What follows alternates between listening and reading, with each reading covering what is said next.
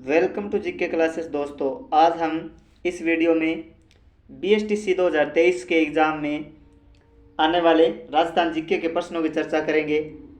यह प्रश्न वही प्रश्न होंगे जो पीछे के पेपरों में पूछे गए प्रश्न हैं, अन्यथा कचरा अपन नहीं पढ़ेंगे। पूछे गए प्रश्न ही इस वीडियो में चर्चा करेंगे।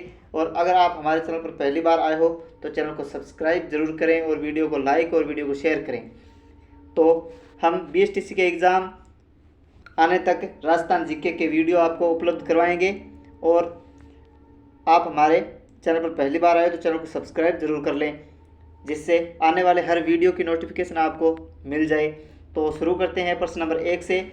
और ये प्रश्न मैंने सभी जो पीछे के पेपरों में पूछे गए हैं ना, वो प्रश्न मैंने यहाँ पे इस स्लाइड में दिए हैं। तो शुरू करते हैं प्रश्न नंबर 1 से। तो प्रश्न नंबर 1 क्या बोल रहा है कि राजस्थान शब्द का प्रयोग सर्वप्रथम किसने किया। तो राजस्थान शब्द का सर्वप्रथम प्रयोग किसने किया था?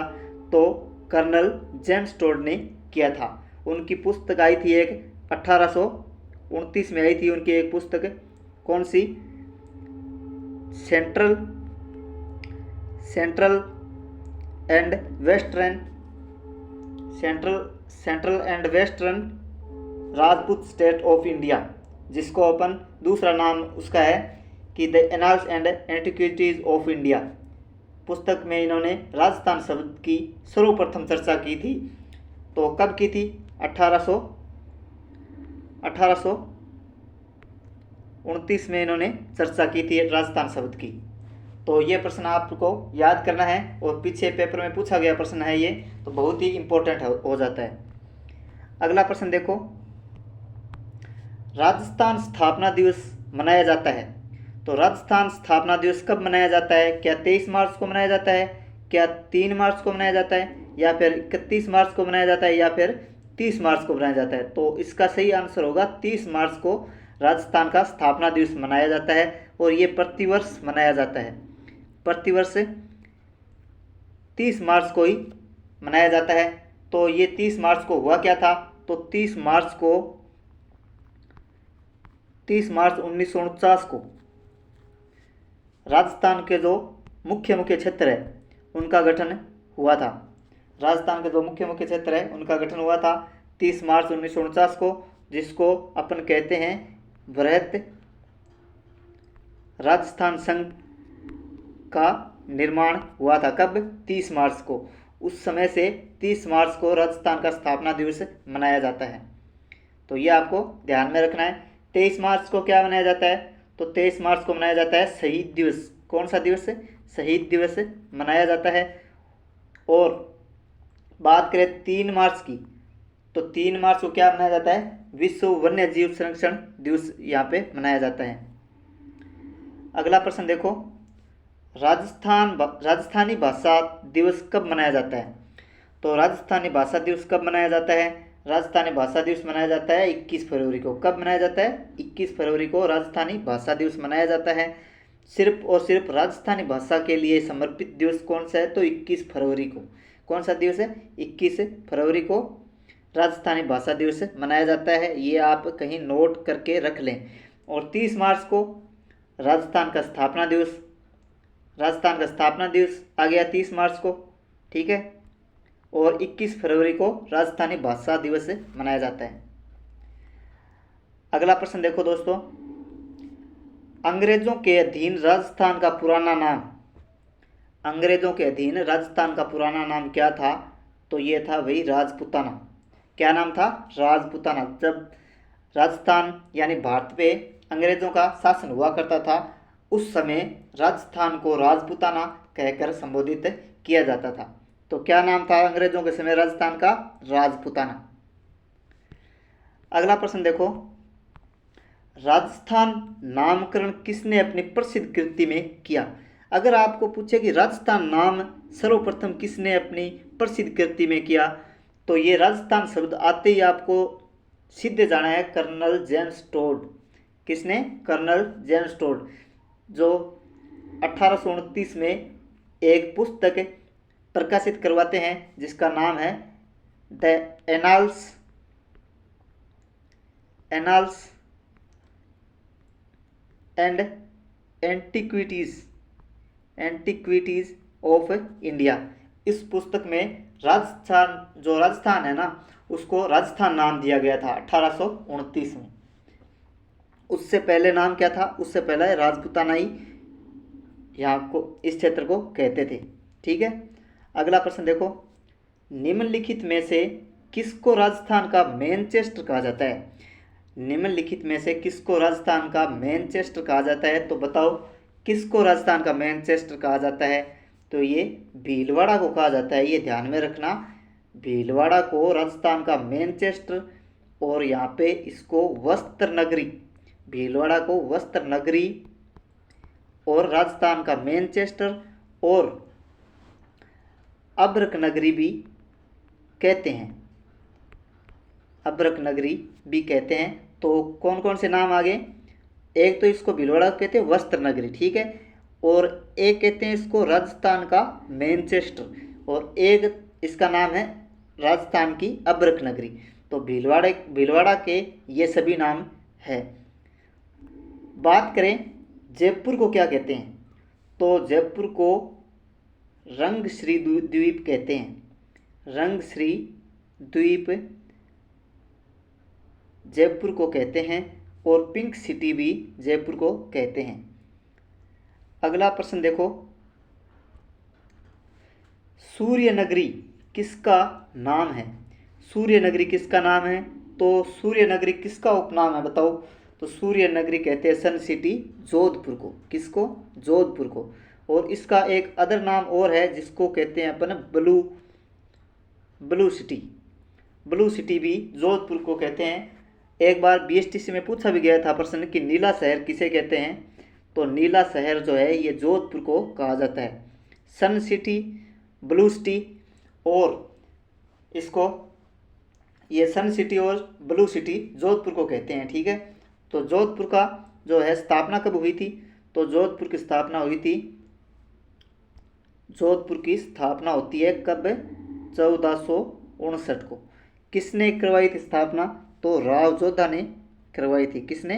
राव जोधा ने करवाई थी यहाँ पे जोधपुर की स्थापना, जिसको सूर्य नगरी और ब्लू सिटी भी कहते हैं।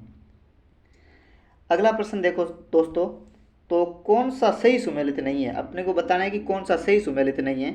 तो देखते हैं, पहाड़ों की नगरी डूंगरपुर को कहते हैं क्या? बिल्कुल सही है। राजस्थान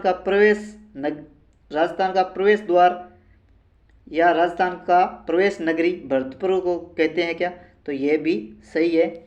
वस्त्र नगरी भीलवाड़ा, ये अपन चर्चा की थी अभी, तो ये सही है। पूर्व का पेरिस, ये उदयपुर को नहीं कहा जाता है। पूर्व का पेरिस कहा जाता है जयपुर को। किसको? जयपुर को। और उसका दूसरा नाम भी मैंने आपको बताया था, रंगश्री द्वीप। रंगश्री द्वीप भी जयपुर को कहते हैं, पूर्व का पेरिस भी जयपुर को कहते हैं, और पिंक सिटी, गुलाबी नगरी भी जयपुर को कहते हैं। और उदयपुर की अपन आगे चर्चा करेंगे। अगला प्रश्न देखो, निम्नलिखित में से कौन सा प्राचीन अंचल और वर्तमान जिले, यानी वर्तमान जिले का जो प्राचीन नाम था, प्राचीन समय में उसको क्या नाम था उसका, या उसको क्या कहते थे, उसका अपने को सुमेलित और असुमेलित बताना है। ठीक है, इस प्रश्न में तो देखते हैं, क्या चित्तौड़गढ़ को सिवी कहते थे? तो ये सही है। बीकानेर को जंगल देश कहते थे? तो ये भी सही है। और सीकर और झुंझुनू को स्पादलक्स कहते थे? तो ये गलत हो जाएगा यहाँ पे। ठीक है, तो ये सांबर, स्पादलक्स किसे कहते थे? तो ये सांबर के आसपास का क्षेत्र था ना, सांबर झील के आसपास का जो क्षेत्र था उसको कहते थे स्पादलक्स। सांबर के आसपास का जो क्षेत्र था उसे स्पादलक्स कहते थे।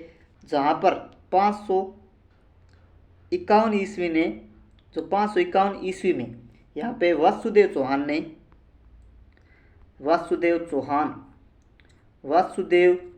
ने चौहान वंश की स्थापना की थी। कहाँ पर? स्पादलक्स में, यानी सांबर के आसपास का जो क्षेत्र था। तो यहाँ पे स्पादलक्स का नाम आते ही सीकर और झुंझुनू नहीं आएगा। सीकर और झुंझुनू तो शेखावाटी क्षेत्र में आते हैं। एक ऑप्शन और रह गया था इसमें, अर्बुद प्रदेश है, ये सिरोही को कहते हैं, ये सही है। अगला प्रश्न देखो, कौन सा सही सुमेलित नहीं है? तो 100 द्वीपों का शहर बांसवाड़ा को कहते हैं, 100 द्वीपों का शहर बांसवाड़ा को कहते हैं, सही है। मरुस्थल का प्रवेश द्वार जैसलमेर, नीला शहर जोधपुर, ये सही है, मैं बता चुका हूँ आपको। राजस्थान का जिब्राल्टर अजमेर को कहते हैं, राजस्थान का जिब्राल्टर और राजस्थान का हृदय, ये दोनों अजमेर को कहते हैं। और ये देखते हैं ऑप्शन नंबर बी क्या कहता है कि मरुस्थल का प्रवेश द्वार जैसलमेर है क्या? नहीं, इसका ये गलत हो जाएगा। जोधपुर को कहते हैं मरुस्थल का प्रवेश द्वार। किसे कहते हैं? जोधपुर को मरुस्थल का प्रवेश द्वार कहते हैं, न कि जैसलमेर को कहते हैं। जैसलमेर को तो यहाँ पे मांड देश कहा जाता है। अगला प्रश्न देखो, मांड प्राचीन नाम था, अभी अभी मैंने बताया है, मांड प्राचीन नाम किसका था? यह था जैसलमेर का। मांड और इसको दुंगल भी कहते थे, दुंगल क्षेत्र भी जैसलमेर को कहते थे। और मांड और वल्लदेश भी जैसलमेर को कहते हैं। वल्लदेश, दुंगल और मांड क्षेत्र, ये जैसलमेर के उपनाम है, ठीक है। प्रतापगढ़ को क्या कहते हैं? कांठल प्रदेश प्रतापगढ़ को कहते हैं। बूंदी को बावड़ियों का शहर और करौली को डांग की रानी कहते हैं। अगला प्रश्न देखो दोस्तों, प्रश्न नंबर 12 देखो, 100 टापुओं या द्वीपों का शहर राजस्थान के किस जिले में स्थित है? तो ये है बांसवाड़ा। बांसवाड़ा में 100 टापुओं या द्वीपों का शहर, यानी जो बांसवाड़ा जिला है ना, उसको 100 द्वीपों का या टापुओं का शहर कहते हैं, ठीक है। और डूंगरपुर को पहाड़ों की नगरी, उदयपुर को कहते हैं वाइट सिटी। क्या कहते हैं? White city. वाइट सिटी अगर आपके पेपर में आ जाए कि वाइट सिटी किसे कहते हैं, तो ये कहते हैं उदयपुर को। किस कारण? क्योंकि वहाँ पर चांदी का उत्पादन अधिक होता है राजस्थान में, तो यहाँ पे उदयपुर को वाइट सिटी कहते हैं। अगला प्रश्न देखो, प्रश्न नंबर 13 देखो, नाथ द्वारा का मूल नाम क्या था? तो नाथ द्वारा का मूल नाम था सिहाड़। दोस्तों ये प्रश्न है ना, मैंने जो है इम्पोर्टेंट आपको दिए हैं, जो पीछे के पेपरों में पूछे गए पेपरों को मैं आपको यहाँ पे करा रहा हूँ, और यहाँ से चांस बहुत ही ज़्यादा हो जाते हैं पेपर में आने के। तो प्रश्न नंबर 13 के उत्तर देखो, सिहाड़। नाथ द्वारा का मूल नाम था सिहाड़। नाथ द्वारा है कहाँ पर? यह है राजस्थान के राजसमंद जिले में। कहाँ है? राजसमंद जिले में है। राजसमंद जिले की आकृति की बात करें तो ये तिलक के आकार का है। किस आकार का है? तिलक के आकार का है, ठीक है। अगला प्रश्न देखो, प्रश्न नंबर 14 देखो, राजस्थान के इनमें से किस शहर को बावड़ियों का शहर कहते हैं? तो ये बावड़ियों का शहर कहा जाता है बूंदी को। किस जिले को कहा जाता है बावड़ियों का शहर? बूंदी जिले को कहा जाता है।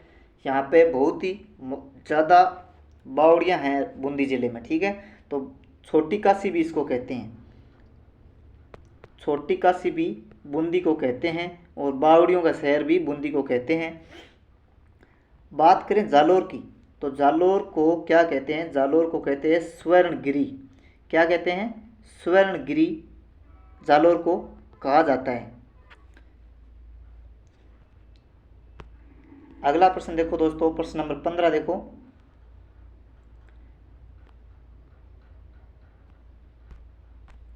निम्नलिखित में से किस शहर को राजस्थान का औद्योगिक शहर कहा जाता है?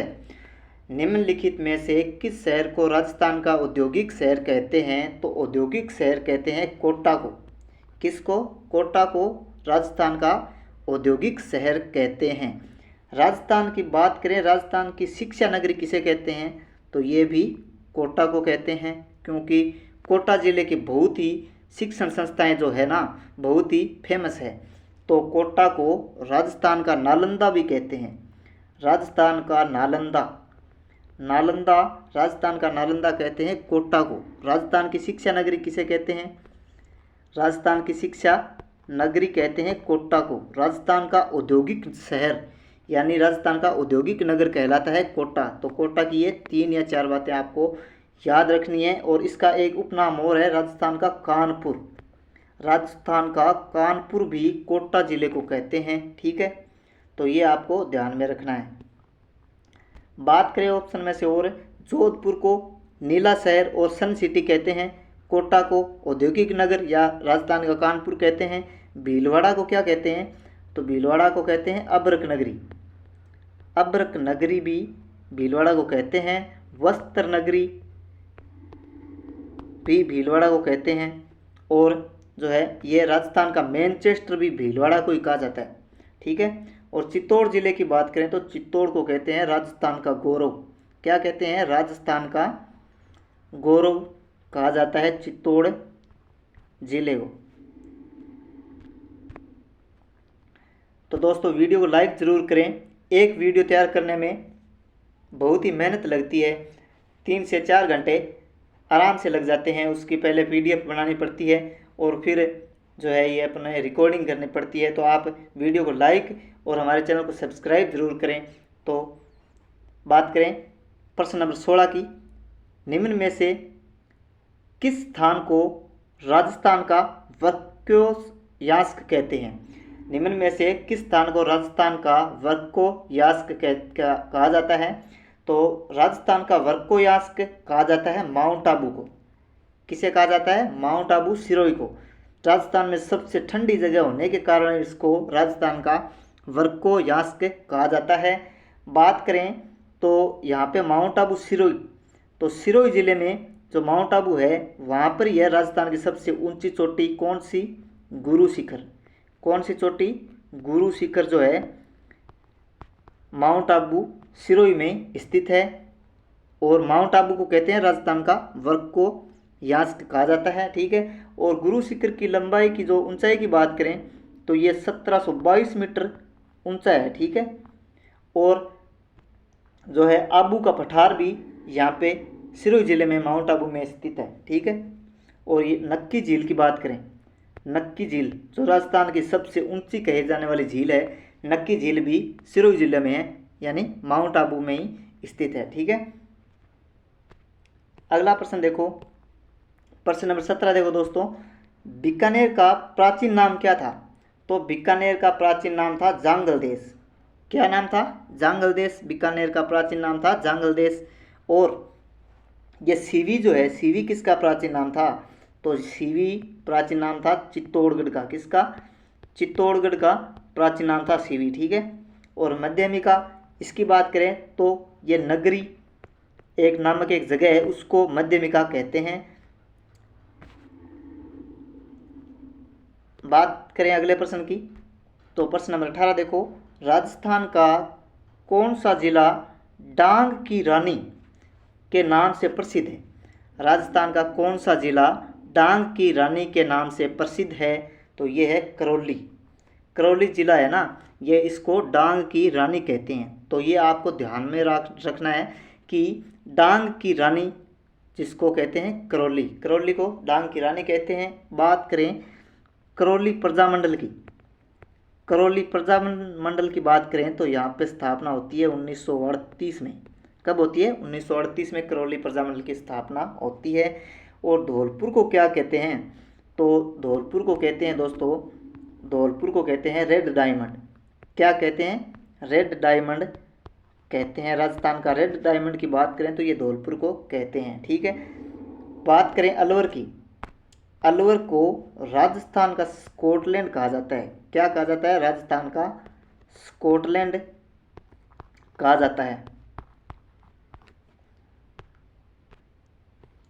अगला प्रश्न देखो, प्रश्न नंबर 19 देखो, घंटियों का शहर, घंटियों का शहर किसे कहा जाता है, तो घंटियों का शहर कहा जाता है झालरा पाटन को। किसको कहा जाता है, सिटी ऑफ बेल्स किसको कहा जाता है, झालरा पाटन को, ठीक है। तो ये आपको ध्यान में रखना है कि घंटियों का शहर झालरा पाटन, ठीक है।